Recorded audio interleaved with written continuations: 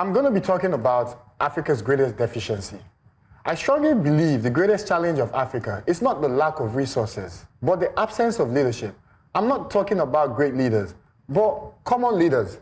When we talk about leadership, people often think of extraordinary figures, game changers who shift history. But in truth, the most critical kind of leadership is not always about visionaries. It's more about individuals in leadership position with competence, merit, and execution skills. A great leader is someone like Nelson Mandela, who united a divided South Africa, or Lee Kuan Yew, who transformed Singapore into an economic powerhouse. These are leaders who shaped their nations through extraordinary vision and political will. Africa does not suffer from lack of visionaries.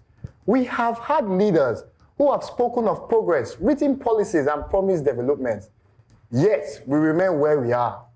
Because what we truly lack is common leadership. Common leadership is about accountability. It's about merit and service at all levels. It's about the local government official who ensures that roads are built and maintained. It is about the school principal who insists on quality education, the civil servant who refuses to take bribe, the police officer who enforces the law fairly, and the business leader who prioritizes ethical practices over personal gains. Africa's problem is not potential, it is execution.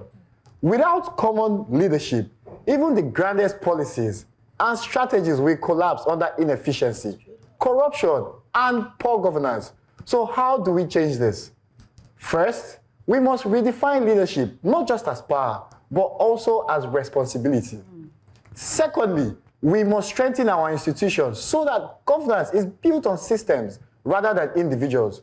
Third, we must demand more, not only from presidents or governors, but most importantly, from ourselves. Each of us has a role to play in creating the Africa we envision. Africa's destiny isn't limited by its resources. It is determined by the quality of leadership.